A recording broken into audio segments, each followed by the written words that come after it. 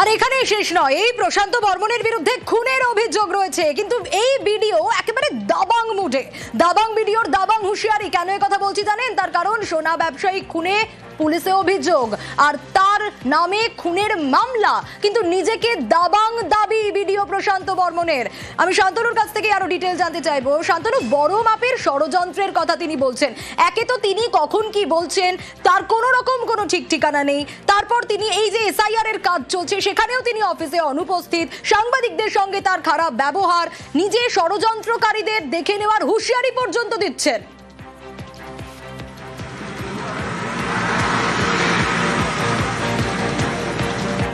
বিশ্বাসী অর্থাৎ দাবাং ইমেজে সেই ইমেজটাকে ফিরিয়ে আনার চেষ্টা করেছিলেন আজকে, এবং শুরু থেকে আমরা দেখেছিলাম রীতিমতন তিনি একেবারে আক্রমণাত্মক হয়েছিলেন। সাংবাদিকরা যখন তাকে প্রশ্ন করা হয় শুরুতেই তিনি বলেছিলেন তিনি কিন্তু দাবাং, অর্থাৎ তার এই দাবাং ইমেজ ভাঙারই একটা চক্রান্ত চলছে, পরিকল্পিতভাবে এই চক্রান্ত চালানো হচ্ছে এবং এই পরিকল্পনার পেছনে অনেকেই যুক্ত রয়েছে। সেদিক থেকে তিনি কিন্তু নাম না করলেও পরে একাধিক মাধ্যমকেই কিন্তু ইঙ্গিত করার চেষ্টা করেছেন এবং তিনি বলেছেন যে তিনি যেভাবে কাজ করতেন এবং কাজ করতে অভ্যস্ত, সেই কারণে মিডিয়া একদিন তাকে দাবাং হিসাবে খ্যাত করেছিলেন এবং বিভিন্ন সময় তাকে দাবাং বলা হয়েছে বিভিন্ন মিডিয়াতে। একেবারে, এবং এখনো তিনি নিজেকে দাবাংই বলছেন। শান্তনু, এটা হচ্ছে একটা বড় মাপের ষড়যন্ত্র চলছে, কিভাবে দাবাং থেকে মাটিতে শোয়ানো যায় সেটাই একটা চক্রান্তকারীরা চক্রান্ত করে যাচ্ছে। চক্রান্তকারীদের চক্রান্ত থাকবে না, দাবাং দাবাংই থাকবে। রাজনৈতিক নাকি চক্রান্তকারীদের আমি খবর পেয়েছি, আমিও দেখে নেব। আচ্ছা, এই যে দত্তাবাদের স্বর্ণ ব্যবসায়ী খুনে একের পর এক চাঞ্চল্যকর তথ্য উঠে আসছে। প্রশান্ত বর্মন ভিডিও, তিনি কি বলছেন? তিনি বলছেন যে না, তিনি জানেন না এসব বিষয়, কিন্তু অপহরণ খুনের সময় তিনি কোথায় ছিলেন? কলকাতাতেই ছিলেন। ভিডিও, পুলিশের হাতে ভিডিওর কলকাতা যাত্রার তথ্য রয়েছে। ঠিক কি কি তথ্য রয়েছে আরো বিস্তারিত এই বিষয়ে জানাতে পারবে অনুপ রয়েছে আমার সঙ্গে। অনুপ, দত্তাবাদের স্বর্ণ ব্যবসায়ী খুনের ঘটনায় একের পর এক কথা বলছেন প্রশান্ত বর্মন, তিনি কিছুই জানেন না, ষড়যন্ত্র হচ্ছে, কিন্তু এই যে টাইমিংটা, এই অপহরণ খুন, এই সময় তো কলকাতাতেই ভিডিও ছিলেন, এমনটাই তথ্য উঠে আসছে। একেবারে দত্তাবাদের স্বর্ণ ব্যবসায়ী সেই খুনের ঘটনায় যে টাইমিং এর কথা বলা হচ্ছে, সেক্ষেত্রে কিন্তু একেবারে কলকাতায় ছিলেন ভিডিও একেবারে প্রশান্ত বর্মন। এই তথ্যই কিন্তু ইতিমধ্যে উঠে আসছেও, তথ্য নয়, তথ্যর পাশাপাশি একাধিক ফুটেজ উঠে আসছে। প্রথম 7 ঘন্টা যে ফুটেজ গুরুত্বপূর্ণ বলে মনে করেছিল, পরবর্তী ক্ষেত্রে এয়ারপোর্টের ফুটেজ, যেটা কিন্তু আরো গুরুত্বপূর্ণ। তিনি একেবারে টানা 9 দিন কলকাতাতে ছিলেন, একেবারে যে ফুটেজ অর্থাৎ কলকাতা তিনি এসেছিলেন এবং কলকাতা থেকে যাওয়ার ফুটেজ, এই ফুটেজ কিন্তু আরো হাতিয়ার এমনটা বলা চলে। প্রথম 7 ঘন্টার ফুটেজ কিন্তু পুলিশের পক্ষে যখন খতিয়ে দেখা হচ্ছিল সেক্ষেত্রে কিন্তু একেবারে গুরুত্বপূর্ণ ভূমিকা মনে করা হচ্ছিল, কিন্তু তিনি দাবি করেছিলেন গতকাল নিউজ 18 বাংলায় যে এর মধ্যে তিনি একেবারে কলকাতায় আসেননি। কিন্তু দেখা যাচ্ছে যে তিনি কলকাতায় যে এসেছেন গত 20 তারিখে, অক্টোবর মাসে 20 তারিখ কলকাতায় এসেছিলেন, 29 তারিখে আবার ফিরে গেছিলেন। এই গোটা তথ্য যে পুলিশের হাতে ইন্ডিগোর ফ্লাইটে করে এসেছিলেন, সিট নাম্বার কত ছিল, প্রত্যেকটি বিষয় কিন্তু ইতিমধ্যে তদন্তকারী আধিকারিক তারা ইতিমধ্যেই সংগ্রহ করেছে।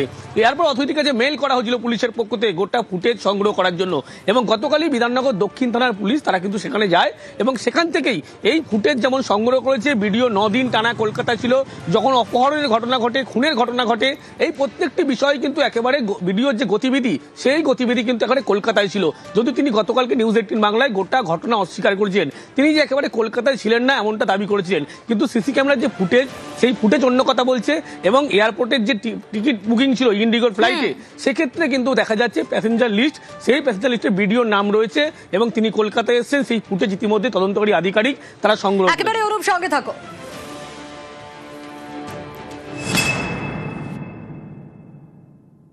স্বপন কামিল্লাকে চেনেন?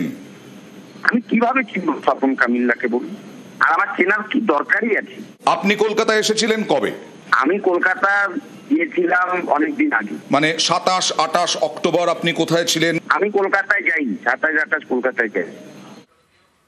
27-28 কলকাতায় যাননি তিনি, কিন্তু কলকাতাতেই ছিলেন এমনটা প্রমাণ পাওয়া যাচ্ছে। তথ্য অন্তত সেরকম কথাই বলছে, আর পুলিশের হাতে যে তথ্য পাওয়া যাচ্ছে তাতে এই তথ্যই উঠে আসছে। আরো বিস্তারিত অনুপের কাছ থেকেই জানতে চাইবো। অনুপ, এই যে 28 অক্টোবর অপহরণের অভিযোগ আর 29 অক্টোবর ইন্ডিগোর বিমানে শিলিগুড়ি ফেরেন ভিডিও, পুলিশের হাতে যে তথ্য তা তো সে কথাই বলছে।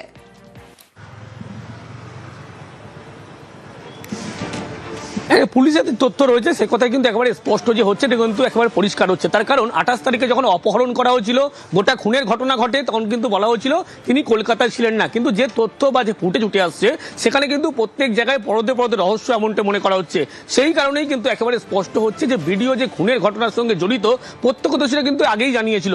কিন্তু নতুন করে যে তথ্য পাচ্ছে এয়ারপোর্ট থেকে, সেখানে কিন্তু বলা হচ্ছে 28 তারিখে তিনি কলকাতায় ছিলেন এবং 20 তারিখে তিনি কলকাতায় ছিলেন, টানা 9 দিন কলকাতায় ছিলেন।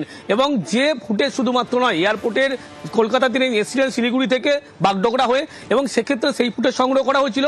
অন্যদিকে 29 তারিখ যখন ফিরে যাচ্ছেন, গোটা যখন খুনের ঘটনা, অপহরণের ঘটনা, ক্রাইম সিন, গোটা ঘটনা ঘটছে, তার পরবর্তী ক্ষেত্রে 29 তারিখে সন্ধ্যে 6টা 10 নাগাদ কিন্তু ইন্ডিগোর বিমানে তিনি উইন্ডো সিট বুক করা ছিল, সেই সিটে করে একেবারে কলকাতায় ফিরে যাচ্ছে, কলকাতা থেকে বাগডোগরা ফিরে যাচ্ছে। আর এখানেই কিন্তু একেবারে রহস্য ঘনীভূত যখন হচ্ছিল, সে সময় ভিডিওর পক্ষ থেকে বারবার অস্বীকার করা হচ্ছিল। এবারে দেখা যাচ্ছে তদন্তকারী আধিকারিক যে ফুটেজ সংগ্রহ করলো, সেখানে কিন্তু একেবারে ভিডিওর যে কলকাতার উপস্থিতি সেটা কিন্তু আরো জোরালো হলো। একেবারে এয়ারপোর্ট থেকে ভিডিওর যাতায়াতের ফুটেজও সংগ্রহ, ফের চক্রান্তের অভিযোগ রাজগঞ্জের ভিডিওর। টিকিটটা কি আপনার পাওয়া গেছে? কোথায় প্লেনের টিকিট পাওয়া গেছে, কি আছে, সবই এখন ফুটেজ সমস্ত কিছুই মিথ্যা। আমি বলে দিচ্ছি, সমস্ত কিছু মিথ্যা, ষড়যন্ত্র। এখন বর্তমান যুগে কার ছবি কে কিভাবে ব্যবহার করছে, আর আমার ছবি আজকে শুধু নয়, আমার ছবি কালচিনি থেকে শুরু করে সবখানেই আছে।